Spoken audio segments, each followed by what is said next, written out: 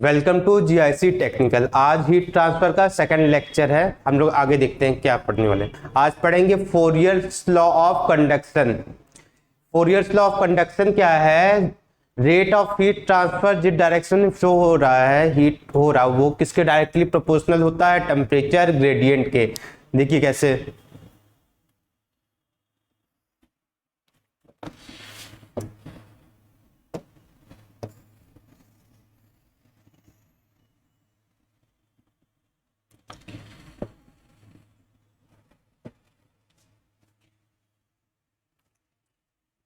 Fourier क्या बोले कि किसी भी बॉडी में रेट ऑफ हीट ट्रांसफर जो हो रहा है वो डायरेक्टली प्रोपोर्शनल है टेम्परेचर ग्रेडियंट के। इसका कहने का मतलब ये है, अगर टेम्परेचर यहाँ पे क्या है, T1 है, यहाँ का टेम्परेचर T2 है,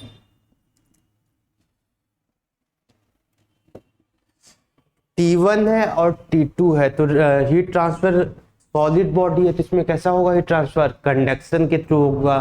फर्स्ट लेक्चर में आपने देखा होगा कंडक्शन क्या होता है। तो यहाँ पे हीट ट्रांसफर जो होगा, बोले Fourier's law, rate of heat transfer मतलब एक सेकेंड में कितना जूल एनर्जी फ्लो हो रहा है। बोले कि rate of heat transfer directly proportional to temperature gradient along that direction.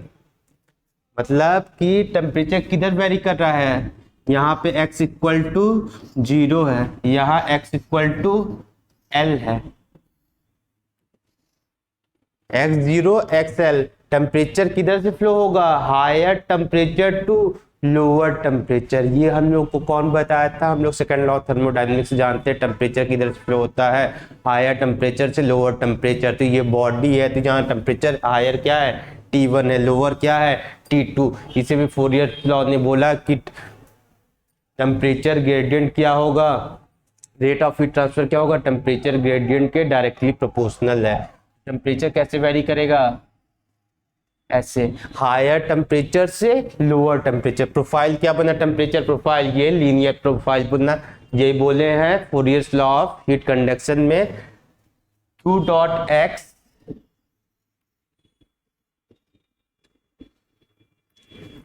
Dot लगा दी, मतलब हीट रेट की बात हो रही है, रेट ऑफ हीट ट्रांसफर है। हीट नहीं, हीट किस में होता है? जूल में होता है। ये हीट ट्रांसफर रेट मतलब जूल पर सेकेंड, मतलब वॉट की बात हो रही है। Heat transfer rate is directly proportional to temperature gradient.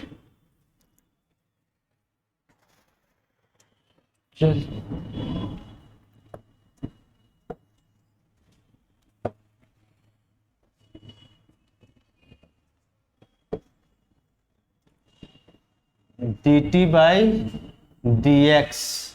ये क्या है? dt by dx, temperature gradient with a negative sign. Negative sign क्या शो कर रहा है? It goes from higher temperature to lower temperature.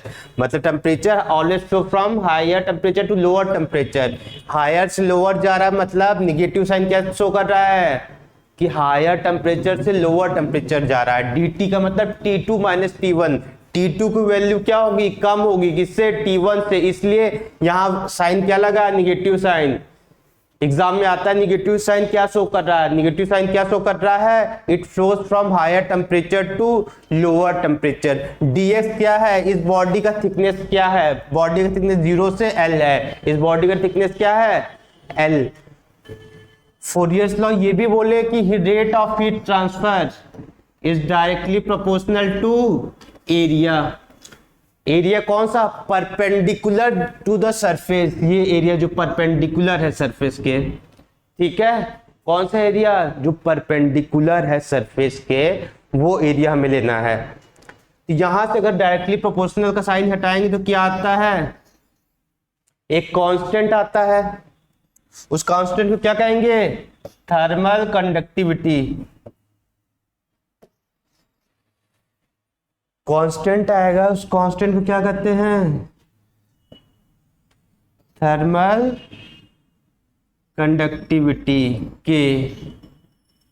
कल हम लोग बात किए थे के क्या है? एबिलिटी बताता है किसी मटेरियल का कि उस मटेरियल में फास्ट हीट ट्रांसफर होगा कि स्लो होगा, उसके पास थर्मोफिजिकल एक प्रॉपर्टी है। तो यहाँ क्या हो जाएगा, माइनस के A D T by D x, minus के A D T by D X. ये कौन बोल के चला गया था, फोरियर्स लॉ ऑफ कंडक्शन। ये होता है Fourier's law of conduction.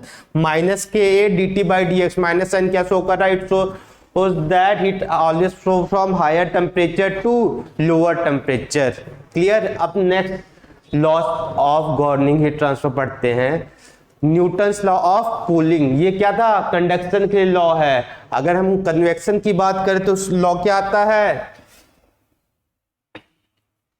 Newton's law of cooling.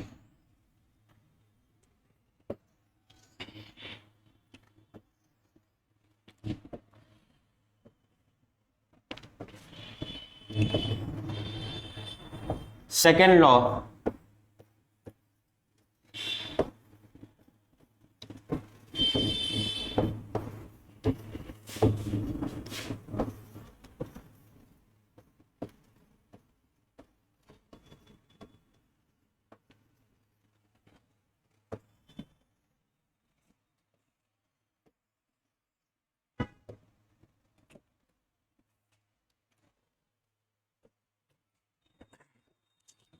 इसके बाद आते हैं Newton's law of cooling. Newton's law क्या कहते हैं, ये किसके लिए है, कन्वेक्शन के लिए। कन्वेक्शन के लिए कौन सा लॉ है, Newton's law of cooling. Conduction के लिए हम लोग जो पढ़े हैं फोरियर्स लॉ ऑफ कंडक्शन। ये हम लोग पढ़ने जा रहे हैं कन्वेक्शन के लिए कौन सा लॉ है। कन्वेक्शन के लॉ क्या है, एग्जाम में ये भी आता है, कन्वेक्शन के कौन सा लॉ है, तो कौन सा लॉ है, Newton's law of cooling. Newton's law of cooling क्या बोले हैं, rate of heat transfer is directly proportional to temperature gradient, मतलब डिफरेंस ऑफ टेम्परेचर। देखिए क्या करने का मतलब है,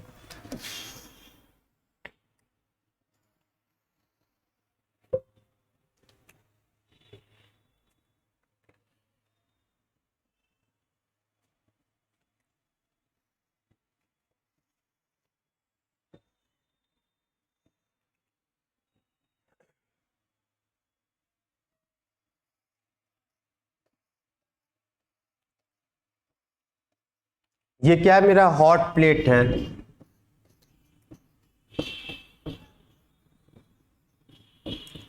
ये क्या हॉट प्लेट, इसका टेम्परेचर टी डब्ल्यू। ये जो आ रहा टेम्परेचर, इसका टेम्परेचर टी इनफाइनाइट मानते हैं। ठीक है, अगर ये फ्लो करेगा प्लेट पे तो क्या होगा, ये हॉट प्लेट ये अपना हीट लेके चला जाएगा कहाँ पे, सराउंडिंग में, क्योंकि डेंसिटी हीट अप होने के बाद क्या होगी, एयर की डेंसिटी, फ्लूइड की डेंसिटी कम हो जाएगी, तो वो क्या होगा, सराउंडिंग में वेपराइज हो जाएगा। तो इसमें टेम्परेचर टी इंफिनिटी, ये न्यूटन्स लॉ ऑफ कूलिंग बोले थे कि rate of heat transfer Q dot is directly proportional to temperature difference, मतलब जो हॉट प्लेट का टेम्परेचर है माइनस कोल्ड फ्लूइड का जो टेम्परेचर, उनका डिफरेंस लेना है। मतलब इसका टेम्परेचर क्या होगा, हॉट प्लेट का ज्यादा होगा, जो फ्लो हो रहा है यार उसका टेम्परेचर कम होगा, तो Q directly proportional to T W minus T infinite, T W minus T infinite. और क्या बोल रहे थे, rate of heat transfer is directly proportional to surface area. और क्या बोल रहे थे, rate of heat transfer is directly proportional to surface area.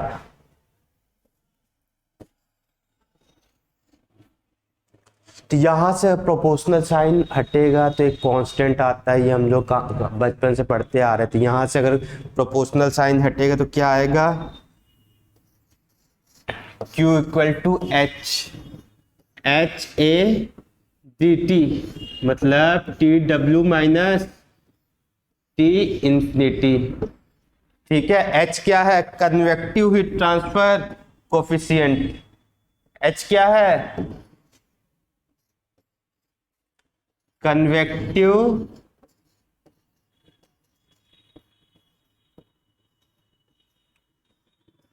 Heat transfer coefficient.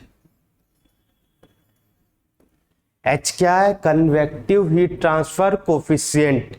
यहाँ से एच क्या बताता है कि सॉलिड बॉडी और सराउंडिंग फ्लूइड में किस रेट से हीट ट्रांसफर हो रहा है। एच जिसकी ज़्यादा उसका हीट ट्रांसफर रेट भी क्या होगा? ज़्यादा, क्योंकि हीट ट्रांसफर रेट क्या है? डायरेक्टली प्रोपोर्शनल किसके है? कोफिशिएंट ऑफ हीट ट्रांसफर के। ठीक है, या कन्वेक्टिव हीट ट्रांसफर कोफिशिएंट कर सकते हैं इसे। तो ये कौन सा लॉ था? Newton's law of cooling. अब आते हैं बात रेडिएशन की लॉ की, जिसका नाम है Stefan Boltzmann law.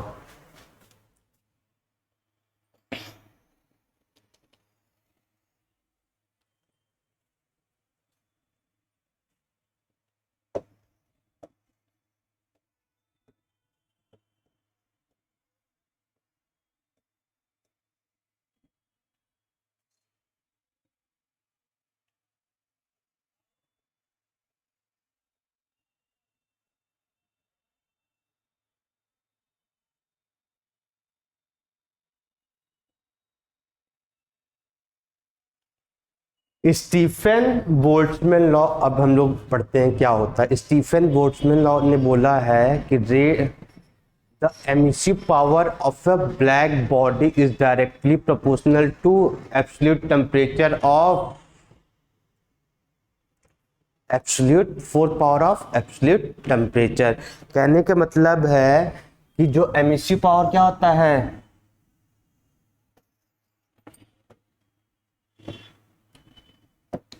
Emissive power को ईबी कहते हैं। EB is directly proportional to T power 4। Emissive power किसकी डायरेक्टली प्रोपोर्शनल है? T power 4। 4 प्रोपोर्शन है टेम्परेचर के लिए। प्रोपोर्शनल का साइन हटेगा तो क्या आएगा? एक कांस्टेंट आएगा जिसका नाम क्या होता है? स्टीफन बोल्ट्जमैन कांस्टेंट, मतलब जिसे बोलते हैं सिग्मा टी पावर 4। सिग्मा को क्या कहते हैं? स्टीफन बोल्ट्जमैन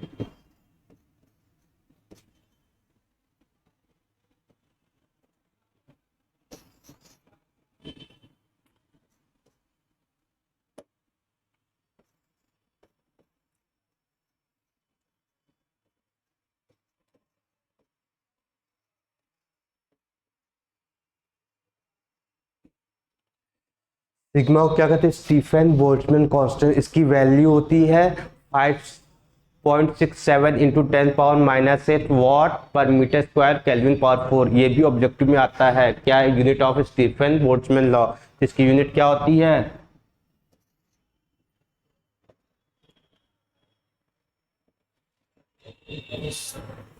चार्ज नहीं है, चार्ज नहीं है, वो आया था।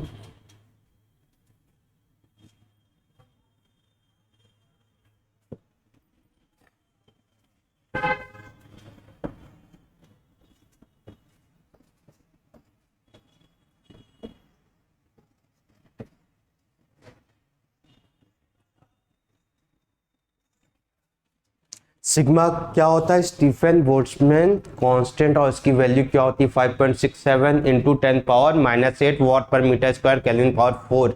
सारे चीज एग्जाम पॉइंट ऑफ व्यू से इंपॉर्टेंट, सारे एग्जाम में आते हैं, एसएससी जेईई ईएससी गेट में। ठीक है, यूनिट भी इसलिए याद रखना है अच्छे से। अब अगले टॉपिक पे हम लोग चलते हैं, नोट डाउन कर लीजिए।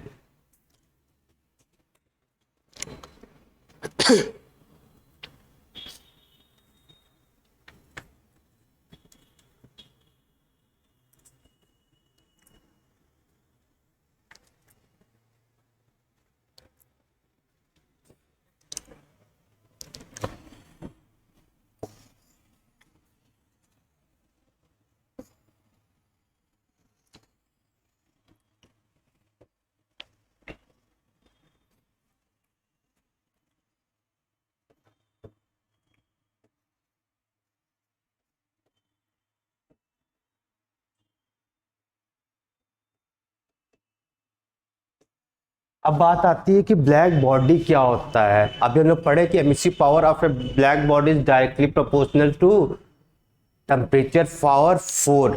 तो ब्लैक बॉडी की बात आई, ब्लैक बॉडी क्या है ये सब पढ़ते हैं। जो टेम्परेचर पावर 4 है, इसका मतलब ये है सबसे ज्यादा हीट ट्रांसफर रेट किस में होगा? किस कंडक्शन, कन्वेक्शन, रेडिएशन, रेडिएशन में होगा क्योंकि इसमें कोई मीडियम भी नहीं लगता, डायरेक्टली हीट ट्रांसफर हो रहा है। और टेम्परेचर के कौन सा पावर है 4, और हम न्यूटन्स लॉ ऑफ कूलिंग पढ़े, इसमें टेम्परेचर कौन सा पावर था, सिंगल पावर था। कंडक्शन में कैसा पावर था, सिंगल पावर था, मगर रेडिएशन में कैसा पावर है, पावर 4 है। ठीक है, अब आता है बात ब्लैक बॉडी क्या होता है। Black body is not in black in colour, its feature shows it is black body. कहने का मतलब ब्लैक बॉडी ब्लैक कलर में नहीं है, इनके फीचर बताएंगे कि ये कैसी बॉडी। ब्लैक बॉडी मतलब जितनी भी एनर्जी आई है, एमिसिव पावर आया है, वो क्या कर ले, एब्जॉर्ब कर ले, उसे क्या कहेंगे, ब्लैक बॉडी। समझिए कैसे।